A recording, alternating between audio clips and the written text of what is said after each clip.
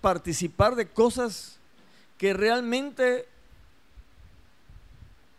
a muchos no les convienen, a consecuencia de que la mercadotecnia ha venido a tratar de motivar, de incentivar a mucho pueblo al consumo total de bienes materiales en este mes. Y en medio de todo ese mover espiritual, donde hay gente que no tiene y anda buscando, hasta prestando para hacerse de lo que no puede, la iglesia de Cristo está llamada a poner sus oídos y sus ojos espirituales en ese mover espiritual, que es muy diferente al mover espiritual que se estaba moviendo en el día en que Jesucristo ascendió a los cielos y mandó las cartas a las 7 iglesias de Asia. En aquel tiempo no había preocupación por el consumismo que hay el día de hoy. En aquel tiempo la preocupación era su salvación en medio de la muerte, en medio de la persecución, en medio de las angustias y tribulaciones que se vivían en ese ambiente de los años 30, 40 después de Cristo a los 200, 300 años. El domingo pasado vimos las palabras de Cristo Jesús a la iglesia de Éfeso, ¿se recuerdan, verdad? Y dentro de las palabras de Cristo Jesús, esas palabras poderosas a la iglesia de Éfeso, señalando todas las cosas buenas que la iglesia hacía, pero que tenía el Señor Jesús algo en contra de la iglesia, que era que había olvidado o habían dejado su primer amor. Y cuando estudiamos el hecho de dejar su primer amor, entendimos de que Cristo estaba diciendo que Él ya no era primero para ellos y que tampoco, así como ya no lo amaban a Él, tampoco amaban a su prójimo. O sea, en dos líneas. Entonces eso nos llevó a una conclusión que espero que usted haya meditado toda la semana. ¿Qué lo motiva venir a la iglesia? ¿Qué lo está motivando a la alabanza venir a alabar? ¿Qué motiva a los predicadores venir a predicar? Lo motiva el gran amor por el perdón recibido y la gracia derramada en su vida para su salvación, y viene por una gratitud a Dios, o viene mecánicamente solo por cumplir, para que lo vea Dios, para que lo vea las demás personas, pero su corazón está lejos de Él. Eso a mí me demandó grandemente. Ahora, sabiendo que hemos venido porque tenemos una gratitud para con Dios, porque Jesús dio su vida por nosotros, hoy vamos a estudiar las palabras que Jesucristo envió a la iglesia de Esmirna, una iglesia llamada la iglesia fiel. Y hoy la palabra profética dijo que en esta iglesia habían siervos y siervas fieles, pero también dijo: no teman, porque se acercan pruebas y tribulaciones. Y es precisamente lo que Jesucristo le mandó a decir a la iglesia de Esmirna. Y es lo que vamos a estudiar el día de hoy. La otra palabra también sobre afán, que no tenemos que preocuparnos por las cosas pasadas, porque ya no podemos hacer nada con ellas. Preocupémonos porque esas cosas pasadas sean nuestra enseñanza para no cometer los mismos errores y vivir hoy según la sabiduría de Dios. Amén.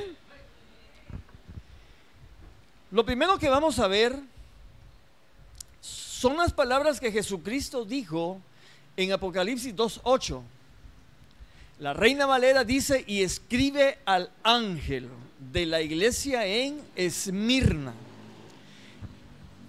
Miren cómo se identificó Jesús con esta iglesia. Le dice, el primero y el postero, el que estuvo muerto y vivió, dice esto, porque Cristo ciertamente murió como Dios hombre, pero al tercer día Dios Padre envía al Espíritu Santo y lo resucita, y hoy vive por los siglos de los siglos, y Él es el que está preparando morada.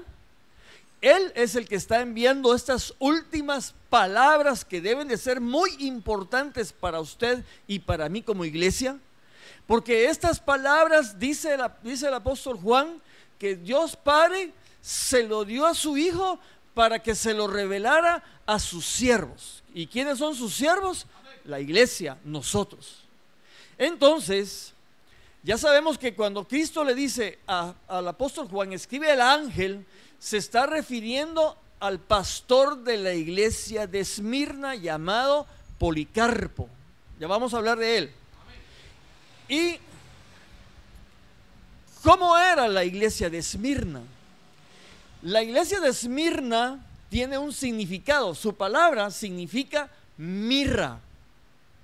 Y la mirra representa el sufrimiento y la muerte. Eso es lo que representa la mirra.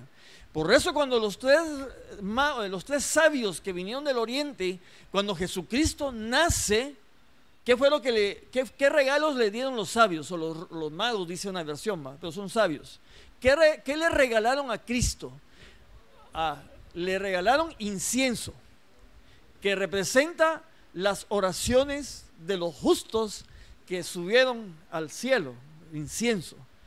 Le dieron mirra, que representaba la manera en que Él iba a sufrir y padecer a causa del pecado para nuestra salvación. Y le regalaron oro, que representa realeza. ¿Va? Entonces, en Esmirna se cultivaba mucho la mirra. Y la mirra era una de las especies que formaban parte del perfume de la unción sagrada que se utilizaba en el lugar santísimo. Amén. Entonces,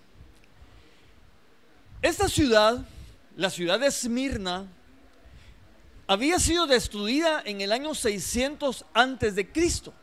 Oigan bien esto, porque esto nos tiene que enseñar algo. Y en el 290 fue restaurada por los romanos. Esta ciudad se convirtió en una ciudad bellísima, en una ciudad que fue fiel. ¿A quién creen ustedes? Una ciudad que le fue fiel a Roma en su conducta, en todo su haber. Tanta fue su fidelidad a Roma, que en el año 195 antes de Cristo, ahí en la ciudad de Esmirna levantaron un templo a la diosa de Roma. Bien dice Juan Calvino. Oigan y acuérdense de esto. El hombre es una máquina de hacer ídolos en su corazón. Así dijo Juan Calvino. Cuando él se dio cuenta de que el hombre era fácil de idolatrar, de poner a alguien primero en su corazón que Dios. Entonces los de Esmirna, que eran de Roma, vinieron y los romanos hicieron un templo, y en el 26 después de Cristo levantaron otro templo al emperador que se llamaba Tiberio. Entonces ya se imaginan la gran idolatría que había en Esmirna. Pero ahí llegó el evangelio. Ahí llegó la palabra de Dios, porque la historia cuenta de un pastor llamado Policarpo, que fue discípulo del apóstol Juan. Ya vamos a ver un poco más de él. Hoy en día, por favor, póngame atención en esta enseñanza, si se quiere ir temprano. Hoy en día, Es la única ciudad de las 7 ciudades que describen las 7 cartas que todavía permanece en pie. La Esmirna, la moderna, se llama Izmir y está en Turquía. Y le dicen la perla del mar Egeo. Ahora yo me pongo a pensar, escuchen pues, escuchen. Jesús le dijo a Éfeso, arrepiéntete. Mira de dónde has caído. Has dejado tu primer amor. Le estaba diciendo a la iglesia de Éfeso que se recordara en qué tiempo, en qué momento su corazón dejó de ser fiel a Dios. Y eso, perdonen, a todos nos puede pasar. Lo más importante es arrepentirme, es reconocer en qué momento mis pies resbalaron por el dinero, por los problemas, por cualquier cosa. Pero Jesús le dijo, arrepiéntete. Mas la iglesia como la de Éfeso y las otras 6 ya no prevalecieron. Mi corazón cuando leía, todavía está Esmirna. Y el Espíritu me hablaba, sí, porque ella era mi iglesia fiel. Ahí, en ese pueblo, había un grupo de cristianos fieles a mí. Entonces yo vengo con una pregunta el día de hoy. ¿Por qué nuestro corazón no aprende sobre la importancia de la fidelidad a Dios? ¿Por qué no aprendemos que en la historia el juicio de Dios vino a su propia nación? Cuando su propia nación de Israel, su pueblo amado y escogido, empezaba a tener baales en lugares altos y a idolatrar a otros dioses.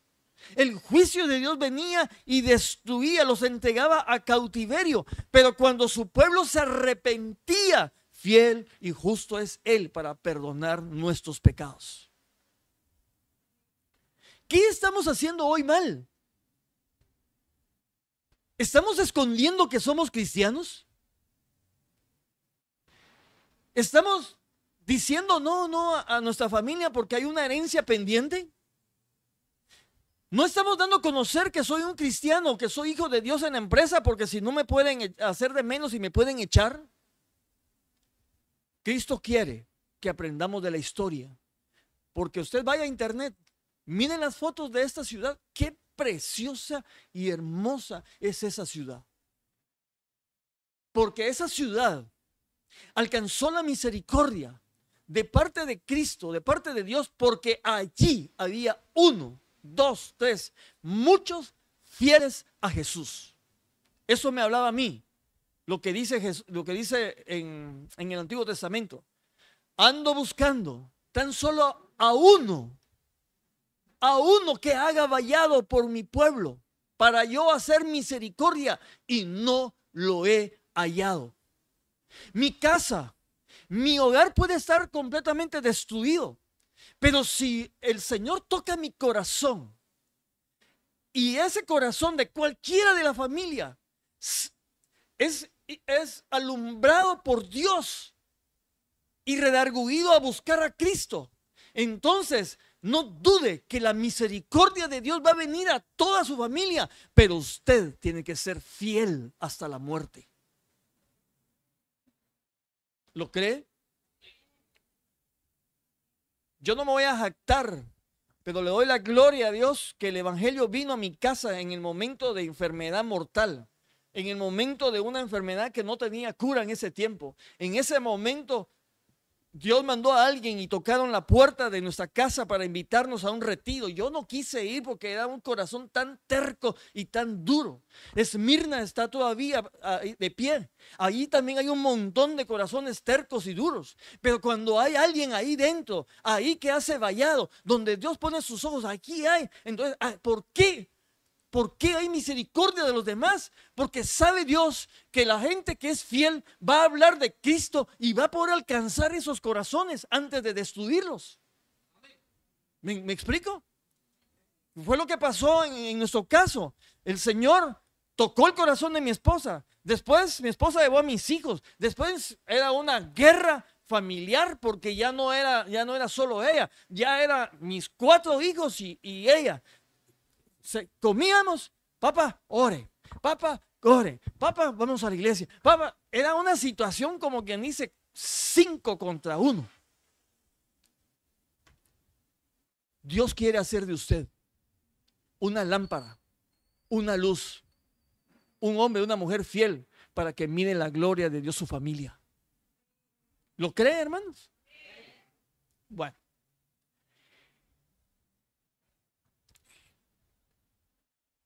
Les marqué con amarillo el mismo versículo. Ya vimos de Esmirna, una ciudad grande en ese tiempo. Pero había ahí un ángel. Yo me ponía a pensar, Señor, ¿cómo se formó esa iglesia fiel?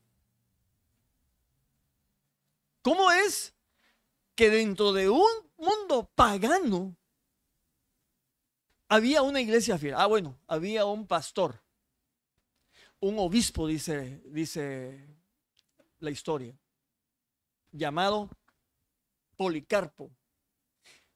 Dice la escritura que este ángel, que como dice Jesús, lo llama ángel, el pastor, fue llevado a la hoguera en el año 155 o 156 después de Cristo.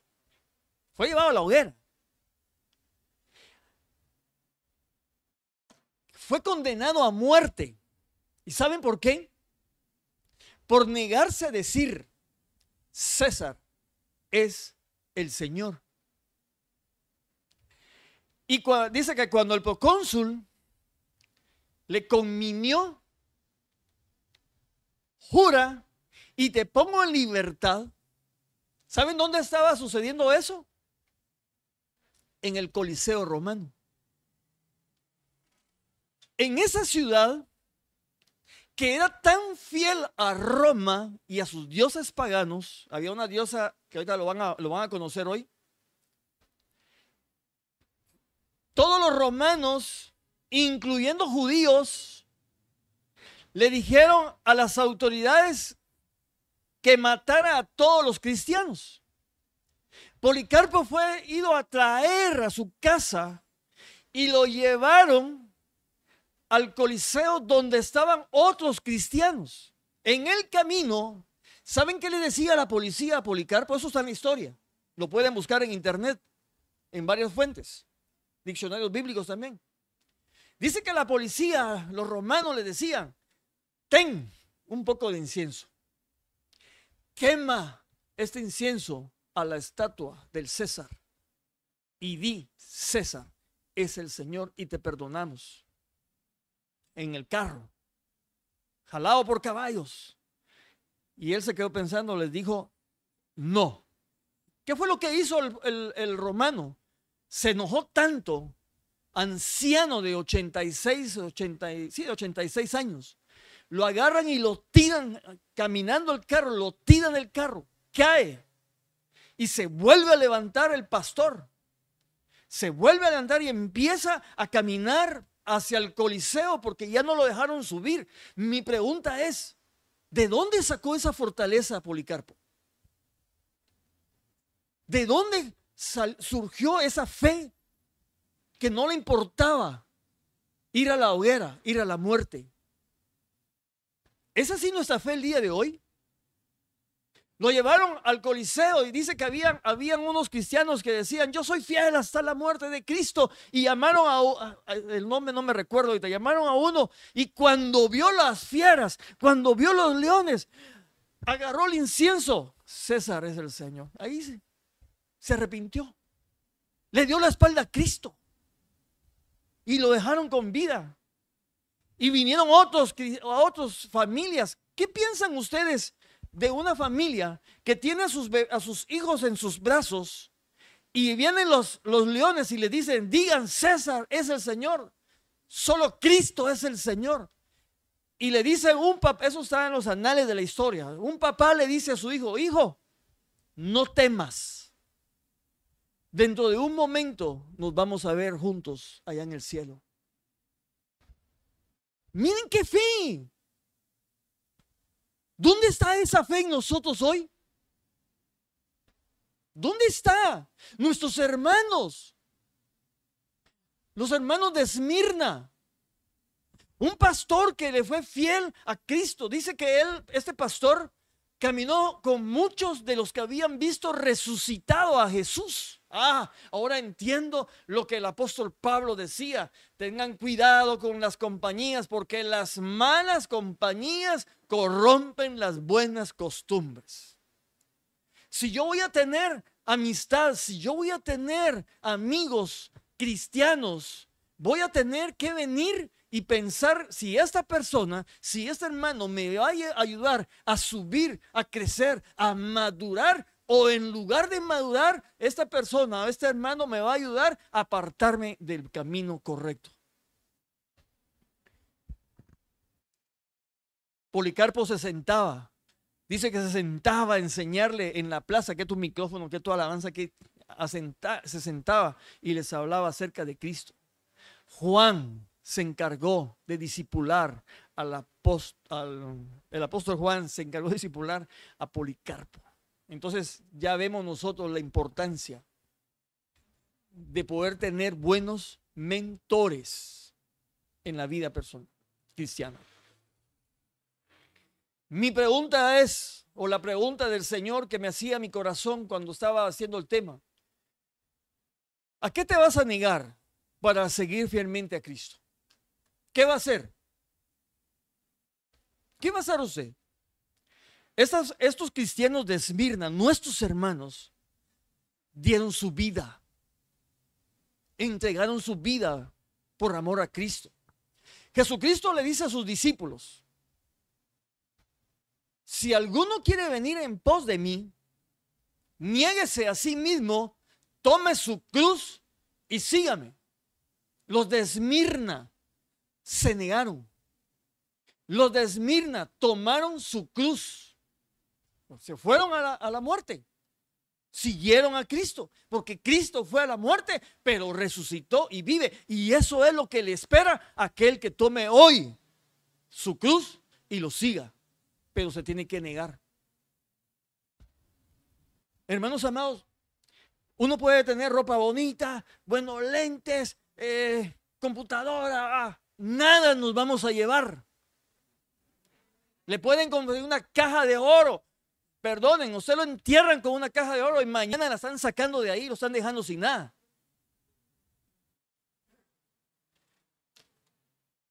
Qué triste es ver iglesias que ahora están sacándole la plata a los pastores y servidores, sacándole la plata a los cristianos por ignorantes, sin saber que de la riqueza nunca nada nos vamos a llevar, sino que allá arriba va a haber una ciudad de oro, una ciudad celestial, una ciudad donde no va a haber maldad, donde no va a haber envidia, donde no va a haber disensión, donde va a haber paz, amor, gozo. La tristeza dice que va a desaparecer. Esa es la ciudad que Jesús está esperando. Esa es la ciudad que estaban viendo los de Esmirna cuando fueron directamente al Coliseo. ¿Qué es negarse uno? Yo tengo que ver si hay egoísmo y lo tengo que quitar de mi vida. Yo tengo que ver si tengo deseos personales antes de los deseos de Cristo. Todo lo que me aparte del Señor son deseos personales. Tengo que ver mis propios planes. Qué bueno, Señora, estos son mis planes para el año 2026, pero ¿cuáles son los tuyos? Voy a acomodar mis planes a los planes de Dios, porque yo ahora me voy a negar todos mis deseos, mis gustos, y voy a hacer la voluntad de Dios. ¿Por qué? Porque estoy viendo la ciudad que no es hecha con manos de hombre. Allí vamos a ir a vivir. ¿Quiere vivir usted ahí, en la Nueva Jerusalén? Entonces niéguese. Hay que negarnos al amor propio y al pecado. Recuérdeme en esto. Yo creo que usted ya sabe qué es pecado y qué no es pecado. No hace falta que lo explique. Pero si en usted y en mí, yo reconozco que en mí hay una semilla de pecado, una cosa que no le agrada a Dios, algo que no quiere Dios, la tengo que quitar de mi vida. Porque el pecado es progresivo y es destructivo. Y el pecado, si yo no lo saco de mí, va a crecer hasta apartarme de la sincera fidelidad de Dios. Amén. ¿Se va a negar usted sus deseos, sus planes?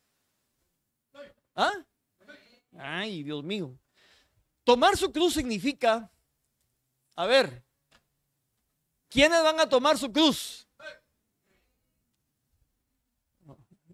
La palabra hoy dijo, aquí hay fieles, pero prepárense, no teman, porque vendrá prueba. Eso dijo hoy la palabra profética. Ok. Si yo tomo mi cruz, yo acepto el sufrimiento. Lo que me hagan cualquiera. Las humillaciones que me hagan cualquiera. Eso no tiene que cambiar mi corazón.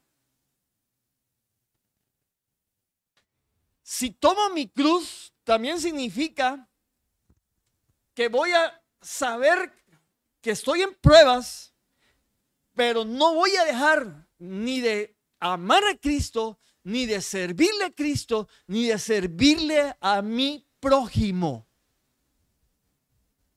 ¿Sí?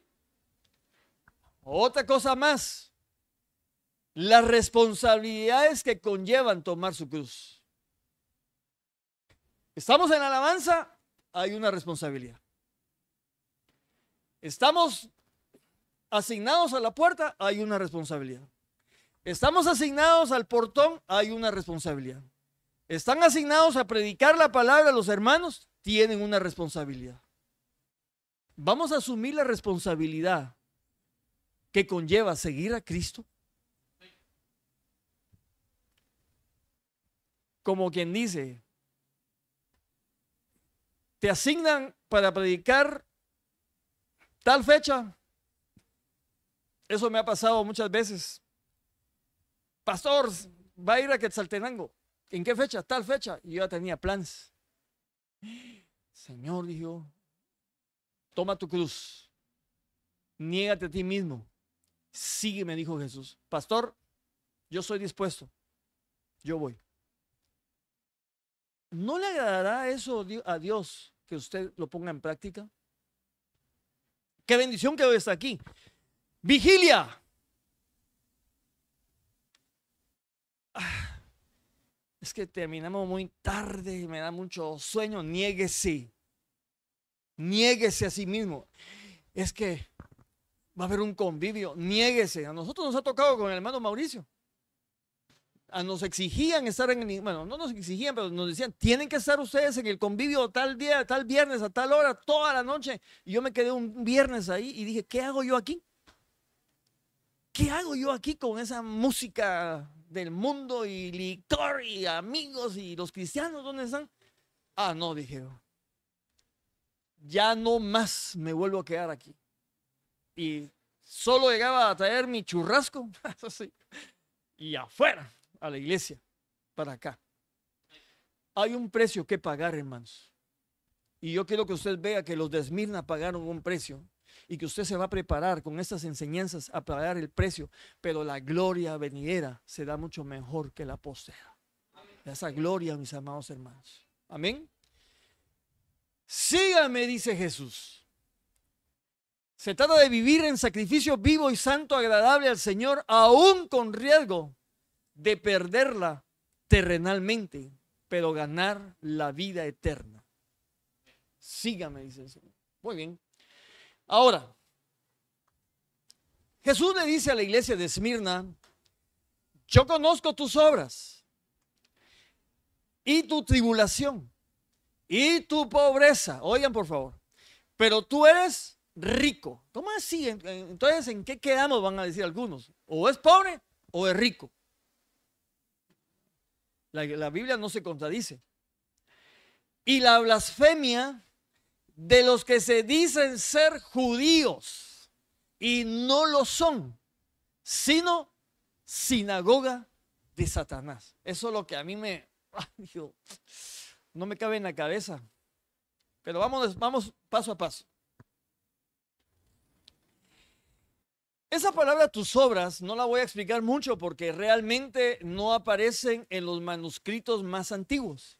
O sea, esa palabra fue añadida en las traducciones. No aparecen que Jesús las haya dicho. Pero las tomé en cuenta porque es evidente que ellos reflejan el fervor del primer amor. A ver, aquí en la iglesia, ustedes han de ver cuántos se gozan en la alabanza, cuántos se gozan sirviendo. Ustedes han de ver los que vienen con un fervor. ¿En qué ayudo? ¿Qué hago, Señor? Gracias. Hago limpieza, muevo la silla, vengo a cantar, vengo a predicar, vengo a danzar, vengo a ser portero. Se ve el gozo, mis amados hermanos. Se ve el fervor de sus obras. Se conocen en la calle que ustedes son personas sonrientes, personas que andan alegres, personas que sacan ríos de agua viva a las demás personas, personas que están ayudando a todo mundo. Ah, así son, ¿verdad? No, mejor dicho, así somos. Mejor me meto yo también porque yo he tenido mis choques solo yo. Y miren, eso es lo lindo porque cuando el Espíritu Santo está en uno y uno, a veces va uno manejando, cielo, se me olvidó ir a la torre, tal cosa. Ya crucé todo Mazate. Y el Espíritu, ¿de qué te sirve enojarte? ¿De qué te sirve enojarte? Si de todo modo vas a ir, ya lo sé, Señor. Mata a ese hombre viejo que está dentro de mí. Entonces le digo, entonces te voy a poner más pruebas. Otra vez, se me olvidó una papa. Se me olvidó. Las pruebas, las circunstancias nos van a ayudar a desarrollar paciencia. Nos van a ayudar a identificar lo malo. Hermanos amados, tenemos que vivir con ese fervor de que nosotros ya somos salvos por la gracia y misericordia de Dios a través de Cristo Jesús. Y otra cosa fervorosa, Dios oye todas nuestras oraciones. Y Dios va a responder hasta que vea que ya estamos listos para recibir lo que estamos pidiendo, dependiendo de quién. Y también tengamos paz de que el Señor va a encargarse de nuestras familias para que vengan a Cristo. Usted hable, pero usted mantenga un gozo para que todos digan, yo quiero tener ese fervor. Yo quiero tener esa paz que tiene ese hermano a pesar de las pruebas.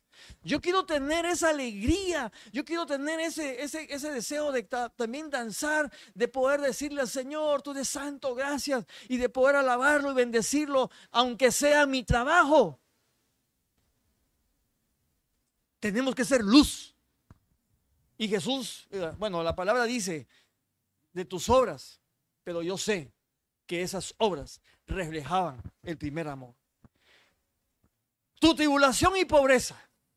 Jesús dice que Él lo conoce todo y Él conoce su necesidad, Él conoce su tribulación, Él conoce si está en pobreza, pero Él sabe lo que va a hacer con usted si usted es fiel. ¿Saben que esa palabra pobreza viene de un griego toqueían, que habla suma pobreza? Pongan atención en esto.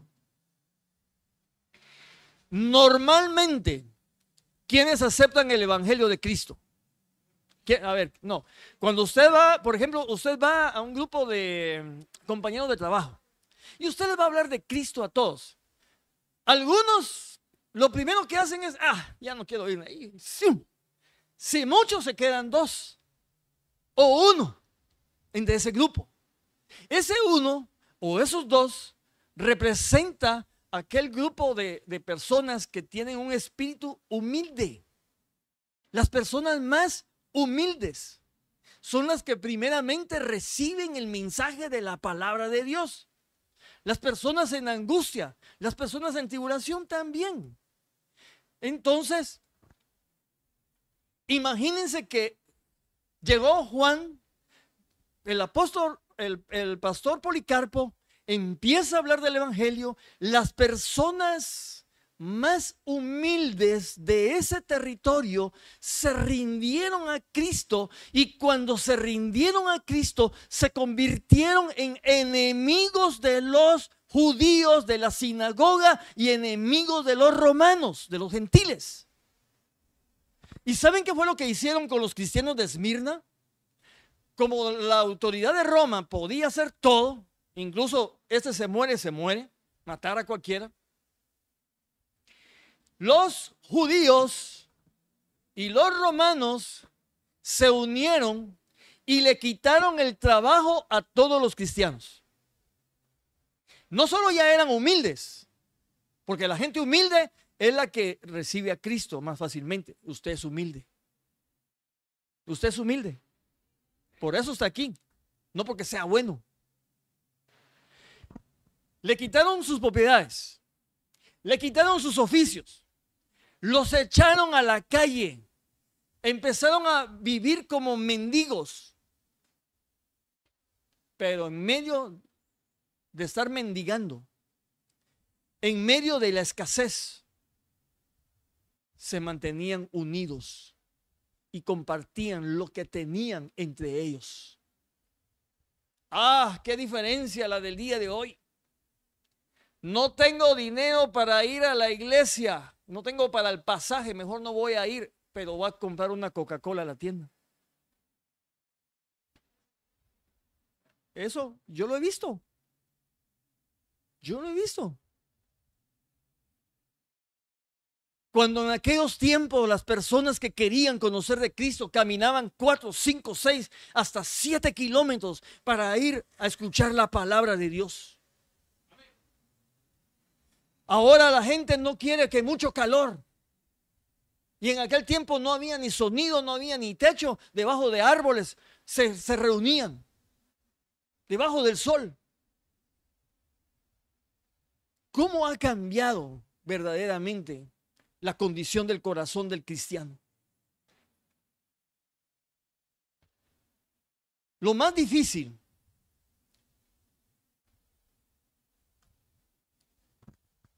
es mantenerse con esa confianza. Miren, oigan, tal vez aquí hay alguien que no tiene dinero. Tal vez hay alguien que está pasando tribulación. Tal vez hay alguien que esté pasando una gran escasez. Nosotros lo pasamos como familia. Nosotros nos quedamos sin nada en una casa de 3 cuartos, viviendo 6, un solo baño, con un salario a medias porque yo tenía deudas. Y que hoy ahí dice el Señor, aunque seas pobre terrenalmente, yo sé que tú eres un rico. Yo sé, dice el Señor, que aquí hay muchos que pasando pruebas y tribulaciones y escasez, yo veo un corazón que es rico para conmigo, dice el Señor. Esa riqueza, cuando la palabra dice, yo conozco tus obras y tu tribulación y tu pobreza. La pobreza, andaban mendigando, no tenían qué comer, no tenían trabajo. Ya se imaginan la aflicción que se vive en una familia para darle de comer a los suyos. Pero que Jesús le dice, yo sé que tú eres, pero tú eres rico. ¿Cuántas personas? A mí no me importa, mejor ya no voy a la iglesia, que voy a la iglesia, peor me va. Prefiero mejor ya no ir, porque siempre que voy me empiezan a pasar cosas. El diablo se empecina a no soltarlo para poder venir a buscar a Cristo. Pero yo quisiera que usted meditara, ¿cómo está su fe en medio de su escasez? ¿Cómo está? ¿Realmente eres rico? ¿Qué es esa verdadera riqueza? Porque es espiritual. La verdadera riqueza reside en la fe y en las obras. ¿Cómo así? Está todo ese pueblo pasando necesidad. Yo he visto personas que no tienen recursos en sus casas, que están limitados, pero cuando usted llega, viene y toma de lo que tiene y lo mejor se lo da a usted. Dar, por eso a Isaías, en el Isaías 58, aquel que dé de su pan, el que dé de su pan al hambriento y al necesitado, brillará su luz en medio de la oscuridad. Ah, entonces entiendo yo ahora que estos cristianos de Esmirna compartían todo lo que tenían, pero su fe era sólida, su fe era firme, porque estaban oyendo de aquel que resucitó, de aquel que vive, de aquel que está preparando morada, de aquel que dio su vida por nosotros. Ahora es mejor dar mi vida a perderla eternamente.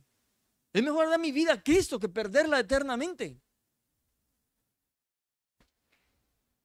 Qué tremenda enseñanza la que el Señor nos da a partir de ahora. Yo quiero que veamos algo. ¿Cómo hacer tesoros en el cielo para ser uno rico, rico para el Señor? Vayan conmigo a Lucas 12:32. ¿Cómo hacer tesoros en el cielo? ¿Cómo tener esa riqueza espiritual?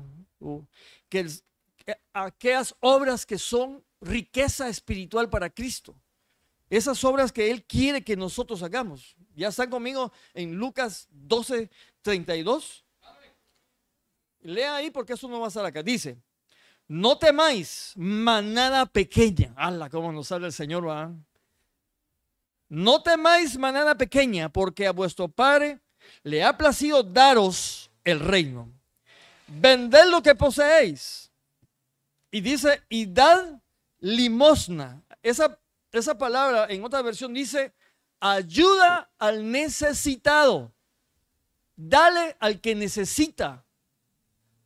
Miren acá un momento. Miren, escuchen. Cuando usted de su alacena, de lo poco que tenga o de lo mucho, porque Dios no está escogiendo a ricos y pobres, sino que los corazones. Cuando usted le da una ofrenda, le da un pan, cuando usted le da a alguien que tiene necesidad, dice Jesús que estamos haciendo tesoros en el cielo.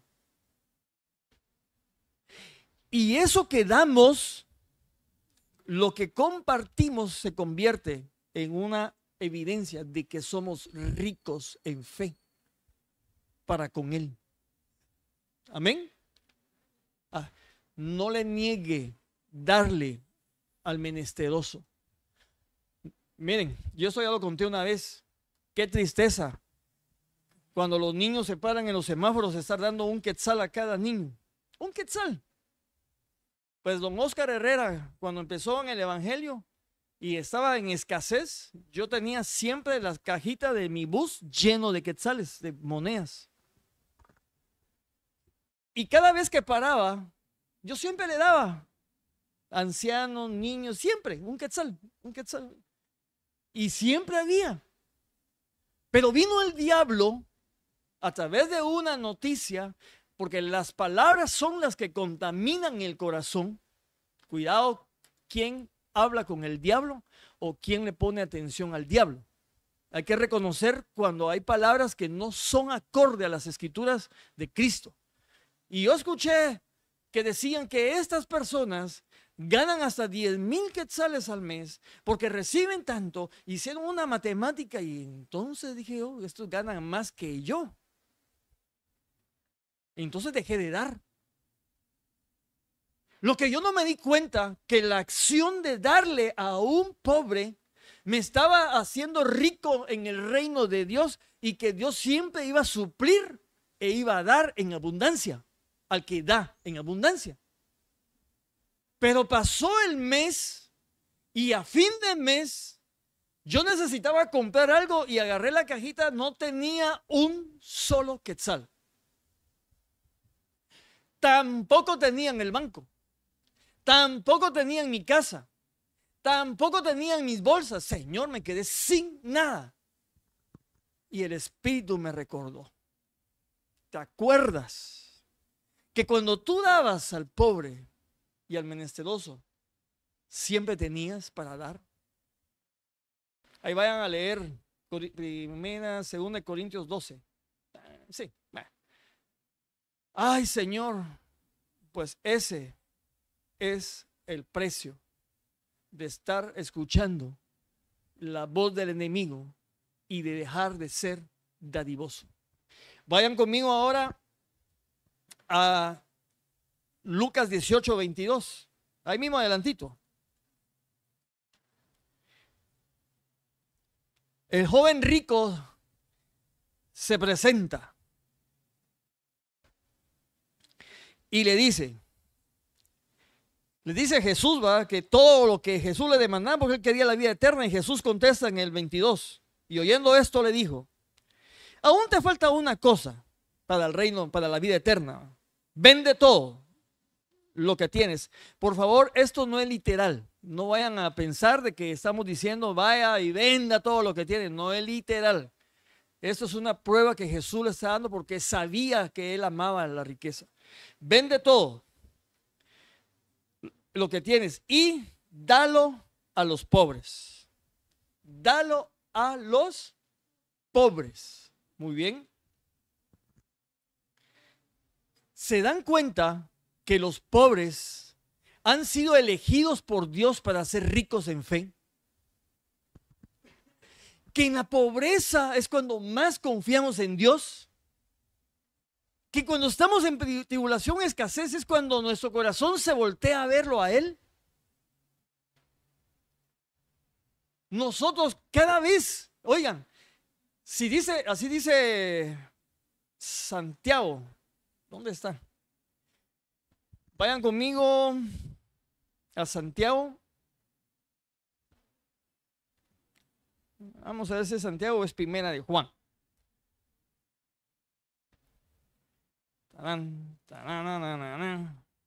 Sí. Santiago capítulo 2, versículo 5. Hermanos míos amados, oíd.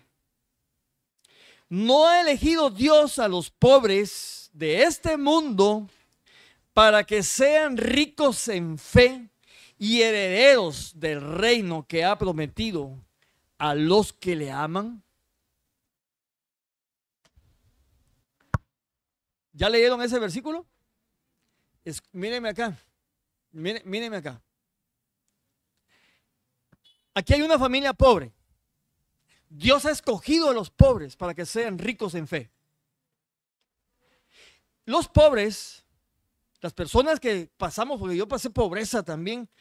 ¿Qué es lo que hace alguien que está pobre y está pasando una extrema pobreza? Señor, ten misericordia de nosotros. Señor, no tenemos que comer.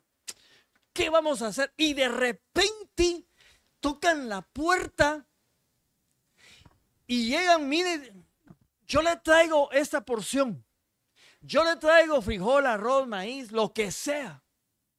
Y usted no tenía nada. Esa acción de dar me hace a mí rico para con Dios. Porque le estoy dando a alguien que está pasando necesidad. Y esta persona que está recibiendo la hace rica en fe. Porque se da cuenta de que Dios escuchó su oración. Y le atribuye, Padre, me escuchaste. Entonces, hay una gran bendición en dar. Me hace a mí rico para con Cristo por mis obras y por compartir de lo que tengo. Y hace rico en fe al que recibe porque está pasando necesidad y le está clamando a Dios. ¿Correcto? Este pueblo de Esmirna estaba pasando grandes tribulaciones, pero Jesús le dijo, tú eres rico. Pero ahora miren lo que sigue. Lo voy a pasar para... esto tiene una causa. El tema de aprender a usar la riqueza, de aprender a usar los bienes que tenemos, pocos o muchos. Porque una cosa les voy a decir, Dios no escogió a las personas por ser pobres para ser ricos en fe. Porque la condición económica no la ve Dios. Porque puede ser que haya una persona rica como una persona pobre que recibe a Dios. Pero a mí me gustó mucho lo que dice Timoteo 6, 17, 19. Dice, enséñale a los ricos de este mundo que no sean orgullosos, ni que confíen en su dinero, el cual es tan inestable, Deberían depositar su confianza en Dios, quien nos da en abundancia todo lo que necesitamos para que lo disfrutemos. Diles que usen su dinero para hacer el bien. Le está hablando a los ricos cristianos.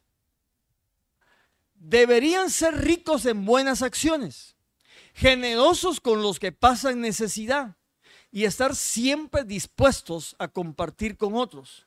De esa manera, al hacer esto, acumularán tesoros como un buen fundamento para el futuro. Yo me recuerdo cuando mi madre hacía las ollas de caldo. Y yo siempre le decía, mamá, ¿por qué tanta comida si solo somos nosotros con mis hermanos, usted y mi papá están en Estados Unidos? Ah, vos déjame. Mamá. De repente un día que vine de estudiar temprano, la encontré con la olla de caldo a la casa vecina, donde había una familia como con 4 niños, donde no tenían esposo, no tenían papá, no tenían dinero. Ella le daba comida a todos los días. Entonces yo me pongo a pensar, este hombre que está parado delante de ustedes fue una persona mala y perversa en el pasado. Anduve en moto con amigos que eran borrachos y que anduvimos a alta velocidad, y nunca el Señor permitió que a mí me pasara algo en ese caminar. ¿Pero por qué? Porque muchas veces las acciones que hacen nuestras familias a favor de los pobres nos hacen a nosotros, nos dan a nosotros la oportunidad de que hayan tesoros en el cielo, y que esos tesoros, que no es dinero, que es paz, amor, misericordia, bondad, se derramen sobre los hijos o sobre los nietos o las generaciones, porque se ha hecho un buen fundamento para que nuestra familia goce de eso. Miren qué bendición es darle al pobre. Qué bendición es darle al necesitado. Ah, ahora, qué triste es los judíos. Esos que estaban blasfemando. Esos que dicen ser judíos. Esos que eran parte de la sinagoga de Satanás, dijo Jesús. Y eso me hacía pensar, ¿habrán cristianos o personas que dicen que son cristianas? Habrán iglesias que dicen que son cristianas, y puede ser que sean iglesias que están siendo guiadas por Satanás. Porque vamos a ver las características de esa iglesia, que yo quiero que usted tome en cuenta, porque esto nos tiene que advertir de la conducta que Dios quiere que haya en una iglesia de Cristo. Por eso Jesús dijo, yo conozco tus obras y tu tribulación y tu pobreza, pero eres rico. Conoce también la blasfemia de los que se dicen ser judíos y no lo son, sino son sinagoga de Satanás. ¿Qué era una sinagoga? Era un lugar para hacer un culto religioso. Era el lugar donde se leía la Torá, donde habían cantos, donde había alguien que se levantaba, abría el Pentateuco y daba a conocer una palabra de Jehová y la explicaba. Y Jesús está diciendo, esa sinagoga, la de Esmirna, es de Satanás. Entonces, ¿qué características tenía esa sinagoga? Número 1, dicen ser judíos, pero en realidad mienten. O sea, Jesús está diciendo, dicen ser, o sea, no lo son, están mintiendo. Nosotros tenemos que evitar la mentira en nuestro corazón. Eso es lo que Jesús está diciendo acá. Amén. Esta es una característica de la sinagoga de Satanás. La blasfemia ya sabemos que es el rechazo al Mesías, el rechazo a Cristo Jesús. Estaban hablando y rechazando a Cristo, pero dentro de la sinagoga ellos se decían ser judíos, pero Cristo dice no lo son. Entonces son mentirosos. Otra característica, eran enemigos de los cristianos genuinos. ¿Cuándo hemos visto a un cristiano que odie a otro cristiano? ¿Cuándo? ¿Cuándo hemos visto que hermanos, si Dios lo manda a usted y a mí a que aprendamos a vivir entre el mundo, entre los paganos? Daniel vivió en Babilonia y tuvo que relacionarse con los de Babilonia. Tuvo que hablar de política, tuvo que hablar de muchas cosas. Josué en Egipto tuvo que hablar con Faraón. Dios quiere que aprendamos a hablar en medio de los paganos para ganar esas almas. Si Dios quiere que aprendamos a hablar en medio de los paganos, ¿cómo vamos a aprender a hablar en medio de los paganos si en las iglesias hay contiendas y disensiones? ¿Cómo vamos aquí es donde debe de haber ese amor que dijo Jesús para que conozcan que son mis discípulos? Ahora estos sinvergüenzas, estos judíos estaban diciendo somos linaje de Abraham. Y realmente está diciendo Jesús, estos no son linaje de Abraham, pero del Abraham espiritual. Carnal pueden ser, pero los que son verdaderamente judíos son los que son de corazón. Son los que tienen fe como tuvo Abraham. Y eso somos nosotros también, por misericordia de Dios. Porque somos hijos espirituales de Abraham, porque tenemos la misma fe que tuvo Abraham en Dios que le creyó. Entonces, mucho cuidado, porque la iglesia somos nosotros. No tengo que mentir. No tengo que tener enemigos. ¿Ya? Punto 3. Eran calumniadores, detractores, y Pablo dijo en Timoteo que en los últimos tiempos habrían calumniadores. Estarían hablando de todos. Verdades o mentiras. Dice también que otra característica de la sinagoga de Satanás es que son usurpadores. ¿Qué significa eso? Usurpan la identidad judía para oprimir a los seguidores de Cristo. Usurpar es querer tomar yo el lugar que a otro le corresponde legalmente. Como decir, hay un pastor, pero yo quiero mandar en lugar del pastor.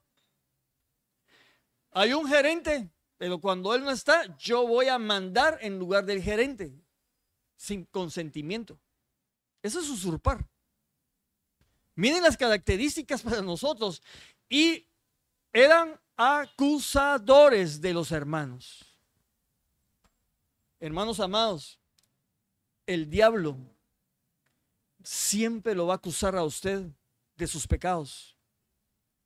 El diablo le va a hacer ver los pecados de los demás y lo va a querer hacer a usted que lo acuse, que lo condene, que lo haga sentir indigno de ser miembro de la iglesia. No se deje acusar, porque a diferencia del acusador está Cristo, porque Cristo es nuestro abogado defensor. Amén. Amén. Bueno, ya vamos terminando porque ya veo que ya están ahí como que ya tienen hambre, los que vienen en ayuno. Segunda de Corintios 4, 3, 4 dice, yo me puse a pensar, Señor, ¿por qué estos judíos no pudieron ver al Mesías? ¿Por qué estos judíos tenían que estar en contra de Cristo? Y otros sí creyeron. La palabra nos enseña que Pablo dice, si nuestro evangelio está aún encubierto, entre los que se pierden está encubierto, en los cuales el Dios de este siglo, mucho cuidado con esto. Esto es base para nuestra vida espiritual. Dice que el Dios de este siglo, Satanás, cegó el entendimiento de los incrédulos. Hermanos, pídale mucho al Espíritu Santo que cuando oiga la palabra, cuando lea la palabra, la pueda entender.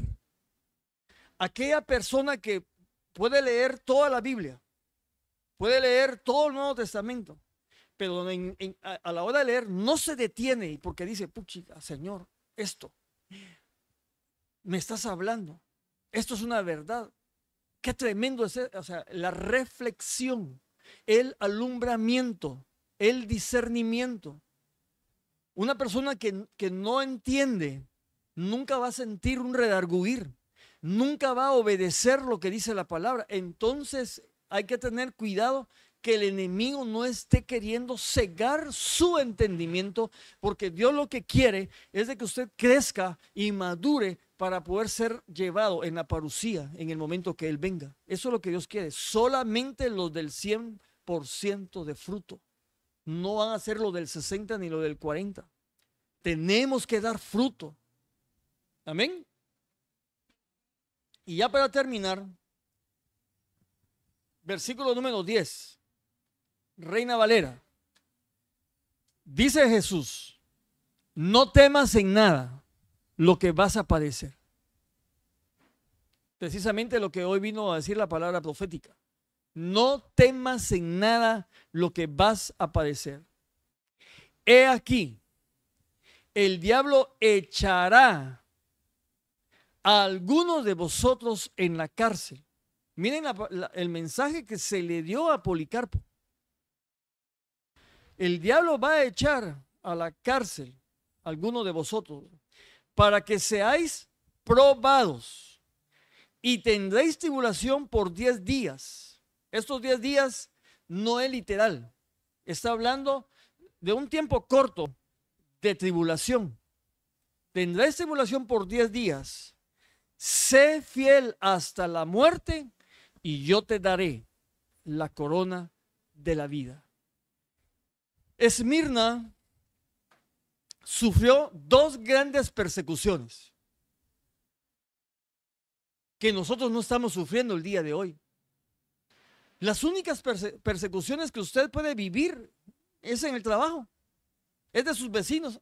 Y vienen los aleluya. Ese dice que es cristiano. No, ya no lo llamen a las reuniones sociales. No, ese es un aguafiesta. Esas son las únicas menosprecios que podemos vivir el día de hoy. O como decía alguien, sos cristiano, sí, hace mejor anda a la tienda y me vas a traer licor, cerveza para darle a todos. Entonces, ¿qué voy a hacer? Esa es una manera de oprimir a un cristiano hoy. Y hay muchas más. Pero si nosotros vamos a Arabia, si nosotros vamos a Egipto, si nosotros vamos a ver la otra parte en Asia, están matando a los cristianos.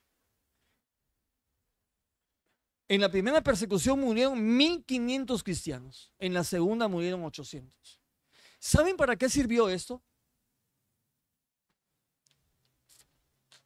La persecución realmente ayudó a mantener pura la iglesia de Cristo. Hoy cualquiera dice que va a ser cristiano. Pero si hoy saliera una ley que aquel que hable de Cristo lo van a meter a la cárcel, ¿qué va a hacer? ¿Qué va a hacer? Yo me imagino en aquel tiempo, porque así hacían los romanos, venían con el ejército, paraban donde la gente tenía sus oficios, los judíos, descendían de los carros, tenían la estatua de César y pasaban a los lugares de oficio y les decían: aquí hay incienso, vengan. Llamaban a todos, vengan. Dejaban sus herramientas, se acercaban a ellos. He aquí incienso. Cada uno, tomen nota, cada uno pase, prenda incienso delante de la estatua y diga: César es el rey. Familia tal, pase. Familia, pasen. Todos parados. ¿No van a pasar? Si no pasan hoy, serán llevados al Coliseo para poder venir y morir. Porque aquí no queremos ateos, decía. Así. Aquí no queremos gente que no adore a nuestros dioses. Y de las familias, los puros se quedaban. Los que no eran fieles daban el paso, agarraban el incienso y lo entregaban. Entonces yo me imagino aquellas familias que no estaban ahí, pero que estaban retirados viendo. ¿Qué voy a hacer? ¿Sigue a Cristo? No. No, muchas gracias. Ven a Cristo, Él resucitó. Hay una ciudad. No. No quiero. Pero es que Él resucitó, Él está vivo. Hay una ciudad celestial, hay una muerte eterna que Él nos vino a librar. No. Yo prefiero la muerte, no morir aquí. Se va a morir. Eso fue la declive con los romanos, cuando Constantino, emperador de Roma, tenía una guerra futura. Años 250, 280, había una persecución de cristianos. Tomaban la vida de los cristianos y les echaban brea, petróleo. Los ponían en una estaca, les prendían fuegos vivos. Porque solamente decían, Cristo es el Rey. Y cuando Constantino tenía esa batalla ya perdida, dice la historia que él vio una cruz iluminada en el cielo y él oyó que con esa cruz vencería. Entonces él fue a la batalla y venció. Y cuando él venció, regresó y quitó todas las leyes que estaban en contra de los cristianos y ahora hizo oficial la religión cristiana en Roma. Entonces, o se convertían al cristianismo o ya ellos eran perseguidos. Entonces vino todo el mundo y empezó a aceptar la religión cristiana, pero tenía un Dios, tenía la diosa, tenía muchas. Entonces hubo una literalmente transmigración de culturas y se corrompió completamente el cristianismo. ¿Cómo estamos el día de hoy nosotros?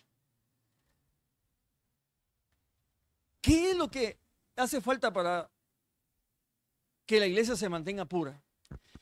Fíjense que ustedes pueden leer que Jesús les dijo, sé fiel hasta la muerte, porque iban a morir muchos.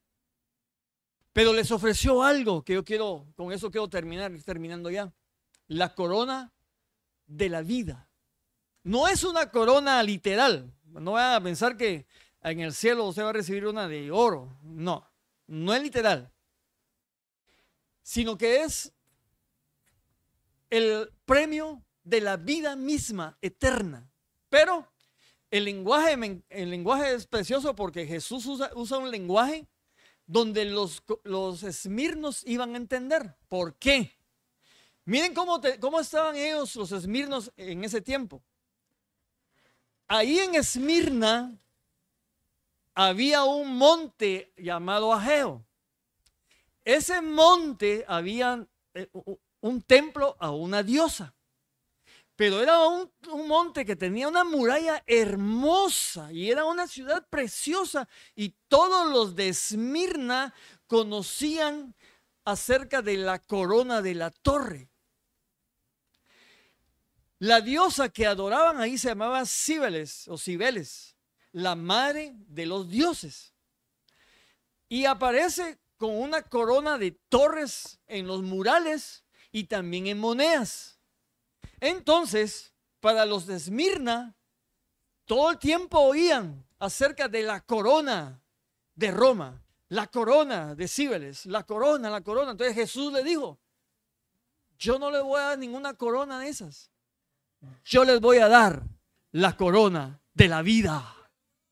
¿A quién? Al que es fiel y verdadero delante de Él. Amén. Esa es la garantía que nosotros tenemos porque Él no miente. Y aparte, el apóstol Pedro también dijo, tenemos una herencia que no tiene precio, una herencia que está reservada en el cielo para ustedes, pura y sin mancha, que no puede cambiar ni puede deteriorarse. Esa es la promesa, mis amados hermanos. Oscar o Ladislao, no sé, por favor. Muy bien. El que ¿tiene oídos usted? Escuche. El que tenga oídos físicos no me garantiza que su corazón esté escuchando. Tiene que haber un fuego. Tiene que haber un gozo. Tiene que haber una decisión el día de hoy. Son palabras de Jesús. Miren que toda la Biblia es inspirada por el Espíritu Santo, dice, toda. En el Antiguo Testamento, y dijo Jehová. Cuando el Señor habla, Dios le habló a Moisés y dijo Jehová que no tendrán dioses ajenos. Y dijo Jehová. Vino Cristo y vino Cristo a hablar. Vino el Espíritu Santo y vino a hablar. Pero cuando Cristo resucita y ya asciende glorificado, Él viene y todavía desciende para hablar con su apóstol las palabras que a usted y a mí me interesan en gran manera. Para aquel que entiende que el Apocalipsis es la revelación de lo que va a suceder y de lo que viene, deberíamos de estar interesados en conocer. Si estas son palabras de Jesús para la iglesia, yo lo invito a que estudie el mensaje de las 7 iglesias. El mensaje de Éfeso a mí me dejó demandado. Pero este mensaje a mí me exhorta. A mí me sirve. Porque yo me pongo a pensar, Señor, si tú has estado buscando uno que te sea fiel a ti para hacer misericordia de todos, yo te quiero pedir que no solamente sea uno, que hayamos más en este lugar y que tengas tu misericordia. Desde el principio que venimos a Santo Domingo, el Señor dijo que esta iglesia iba a ser un mesón y que también, como la cueva de Adulam, los que tienen oídos, oigan y entiendan. Pero la palabra más preciosa que yo recibí, y no la recibí aquí, sino fue en un viaje que yo estaba fuera de Guatemala y estaba estudiando y pensando en la iglesia, fue que Santo Domingo iba a ser el remanente que Jesús está esperando aquí en este lugar. O sea que su vida y la mía está siendo vista como un remanente. Un remanente para hacer una obra en todo Santo Domingo. Jesús dice, el que tiene oído, escúchenme, dice Jesús. Escúchenme, dice Jesús, lo que el Espíritu dice a las iglesias. El hecho de decir el que venciere va a tener luchas, hermano. Usted va a tener luchas. Y hoy la profecía lo dijo. Miren, no se afane por las cosas. También lo dijo la profecía. No se afane. No se turbe. Ser un vencedor significa una persona que ha aprendido a derrotar a su enemigo. Y Cristo nos ha llamado para ser más que vencedores. ¿Qué tenemos que vencer? Tenemos que vencer la apatía. Tenemos que vencer la falta de interés por leer la palabra. Tenemos que vencer aquel argumento que dice, no tengo tiempo. Eso es mentira del diablo, hermanos. Perdone, usted tiene tiempo para leer. Son 24 horas, a menos que duerma 18 horas. Entonces digo así, no tiene tiempo. Tiene que vencer la pereza. Tiene que vencer el afán por el dinero. No es posible que aquellos que tienen negocio propio, perdonen, no es posible que Jesucristo, que dio su vida en un sacrificio vivo y santo, esté viendo que haya una persona que tiene trabajo y tiene oportunidad de decir, voy a cerrar 1 hora, voy a cerrar 2 horas, voy a cerrar los días, porque tiene una responsabilidad seguir a Cristo. No es posible que no pueda dejar un momento su trabajo. Es ahí donde dice el Señor, has dejado tu primer amor. ¿Y qué va a hacer esa persona que ama el dinero, que ama el trabajo y viene encima de eso persecución? Ya no regresa. Si tan solo supieran que cuando nosotros dejamos de trabajar por Él, Él nos va a dar la gracia, Él nos va a dar el favor para que se abran las puertas. Y si yo no pude atender un negocio a las 8 o 9 de la mañana el domingo, pues el día lunes me lo va a dar doble. ¿Por qué? Porque Él es galardonador de los que lo buscan. Me gustó el testimonio de un pastor, John Wesley. Eso me enseña a mí. Él dice que en Inglaterra empezó ganando 30 chelines al año. No sé cuánto es eso, que no quise hacer números. Empezó a vivir con 28 chelines. Y él decía a la congregación, ganen lo más que puedan, o sea, esfuércense. O sea, no hay que ser perezoso, ¿va? Ganen lo más que puedan. Ahorren lo más que puedan. Pero den lo más que puedan. Uy, dije yo. Le subieron era bautista, le subieron su ofrenda a 60 chelines. Y él siguió viviendo con 28. Le subieron a 90 y él siguió viviendo con 28. Empezó a ahorrar, pero empezó a dar más, a dar más, a dar más. ¿Por qué vamos a gastar más cuando ganamos más? ¿Por qué no usar lo que ganamos más para poder bendecir el reino de Dios? O sea, no le estoy diciendo dele a su pastor, no le estoy diciendo que me traiga el dinero aquí. Estoy diciendo que hay un montón de familias que están pasando necesidad y que cuando uno tiene lo que tu mano derecha haga, que no lo sepa tu mano izquierda, usted puede ir en el nombre de Jesús a bendecir a alguien.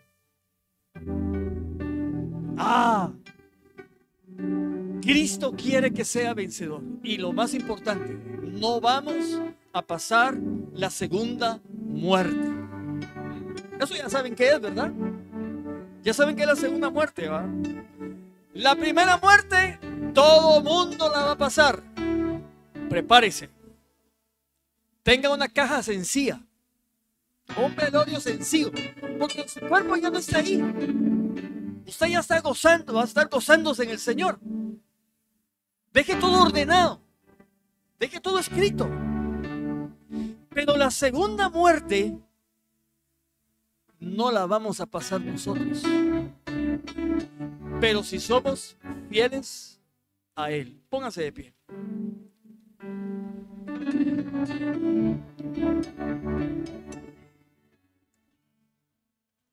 Yo quiero que cierre sus ojos. Y quiero que hagamos una oración. Pero cierre sus ojos y olvídese un momento de la necesidad, de la angustia. Y quiero que usted repita allí en su corazón conmigo. Padre de nuestro Señor Jesucristo, dígalo en su corazón. Haz tu obra en mi corazón. Dígalo. para que tu Espíritu Santo, que ya ha sido depositado dentro de mí, me ayude a escuchar, a entender y obedecer las palabras de nuestro Señor y Salvador Jesucristo, que están escritas para nuestra enseñanza, para nuestra madurez espiritual y la salvación de nuestra alma de la segunda muerte. Sigamos orando. Que el poder del Espíritu Santo prometido en tu palabra, oigan, que el poder del Espíritu Santo prometido en tu palabra me ayude a que ninguna persecución, ninguna tribulación, angustia, blasfemia, acusación o problema me aparte de la sincera fidelidad a Cristo Jesús, sino que yo sepa soportar, diga, que yo sepa soportar, Señor, y yo pueda confiar e incluso ayudar a otros en sus necesidades en medio de las mías. Padre, no somos merecedores de tus misericordias, pero por amor a Jesús y por la fe en tu Hijo, danos esa corona de la vida que has prometido a la iglesia fiel. Todo esto te lo pedimos en el nombre de Jesús, para que nosotros, Señor, caminemos hacia esa ciudad celestial. Y vamos a cantarle: he decidido seguir a Cristo. Porque hoy realmente tenemos que decidir. Si hemos decidido seguir a Cristo, cante con todo su corazón. Porque eso significa que nos vamos a negar a nosotros mismos, que vamos a tomar nuestra cruz y lo vamos a seguir. Cantémosle a Él. He decidido.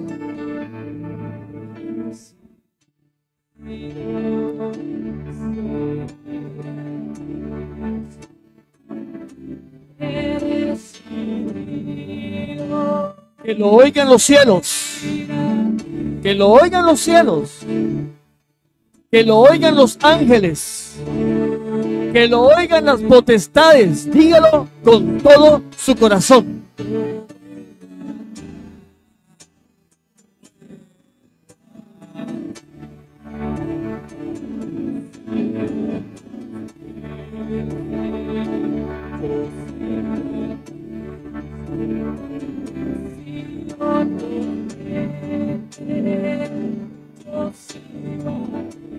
Cántelo, cántelo, cántelo.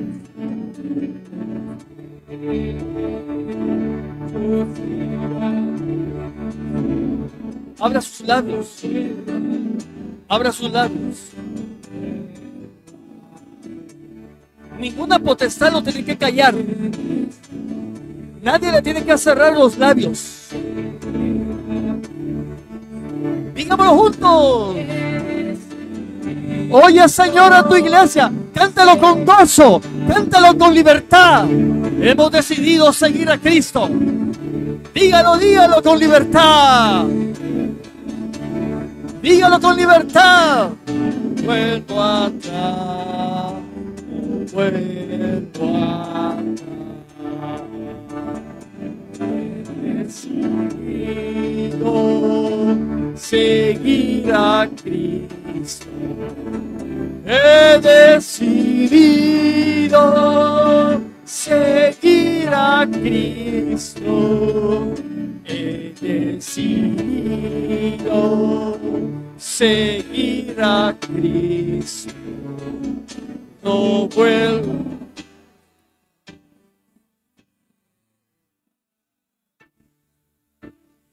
Lo vamos a poner en el trono de nuestro corazón. Vas a cantarle, porque en el trono de nuestro corazón tiene que estar Él. Y por favor, así como la iglesia de Esmirna no tuvo temor en el Coliseo delante de sus enemigos, usted no tenga temor aquí en la iglesia, cántele, porque va a tener esa libertad. Cantémosle a Él. Dígalo. Mi corazón. Dígalo, dígalo. Señor, tú eres. Dígale que Él reina. Dígale que Él reina. Dígalo convencido. Mi corazón, Señor, tú reina. Dígalo, dígalo. Es hija, es hijo. Dígaselo, porque Él es su rey. Él es su rey. Dígaselo, dígaselo. Seremos la iglesia fiel, dígale. Cántele, cántele. Seremos la iglesia fiel. No nos avergonzaremos, dígale. Tú reinas, Señor. Tú reinas. Dígalo, dígalo.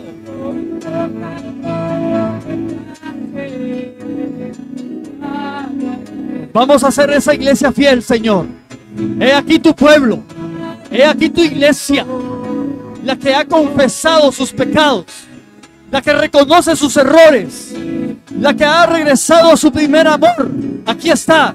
Tú reinas hoy en nuestra vida. Hoy haremos toda tu voluntad. Cánteselo a Él. Con fe y con confianza en el nombre de Jesús.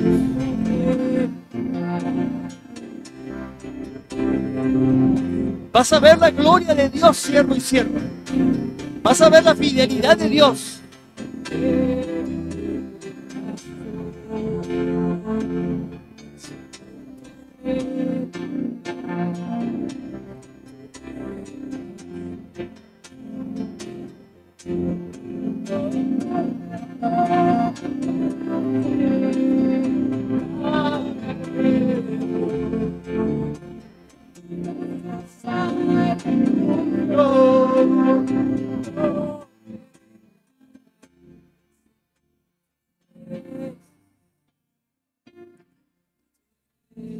Escuchen lo que dice Jehová de los ejércitos, el Dios de Israel, el que nunca ha perdido una batalla, dice de la siguiente manera: yo he prometido darte un corazón y un espíritu nuevo. Si tú hoy quieres que yo ponga dentro de ti ese corazón nuevo y ese espíritu nuevo, para que puedas venir y obedecer y cumplir todos mis mandamientos, levanta tus manos al cielo, ambas manos. Aquel que quiera que yo deposite un corazón nuevo, un espíritu nuevo dentro de sí, levanta tus manos al cielo, porque yo, dice el Señor, voy a poner en ti ese corazón para que me ames y no vuelvas atrás. Ese espíritu nuevo para que te dé fortaleza y no te amedrentes, porque no tendrás temor. Oh Señor, mira las manos levantadas. Levanta bien tus manos, que la mire el Señor. Mano Liberto. Mano Liberto. La nena, por favor. Ella está llamada a recibir un corazón nuevo. Levante sus manos, todos. Padre, pon ese corazón, Señor. Pon ese corazón hoy, Señor amado. Mira cómo se están rindiendo los corazones que se han arrepentido. Mira, porque se han arrepentido de las cosas que habían hecho mal. Ahora, Señor, que tu palabra purifique. Que tu palabra, Señor, limpie. Y derrama del cielo, derrama ese corazón y derrama ese espíritu, como lo hiciste en el Pentecostés. Derrama de tu espíritu hoy, derrama, Señor, y limpia y purifica en el nombre poderoso de Cristo Jesús. Alabado seas, mi Dios. Muchas gracias, Señor. Muchas gracias, Padre. Muchas gracias, Cristo. Muchas gracias, Espíritu Santo. Y cantémosle esta última alabanza al Señor.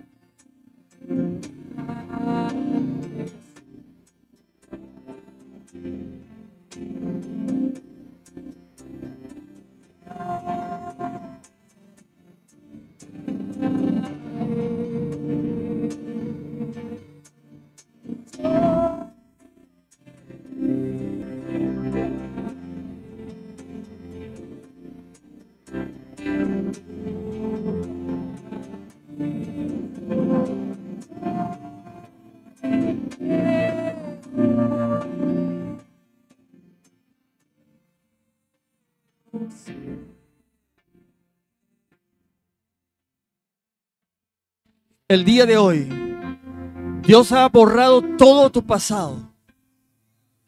El día de hoy hay un reinicio en tu caminar de fe. Que tu vida sea siempre de victoria. Que el Señor Jehová te bendiga y te guarde, iglesia.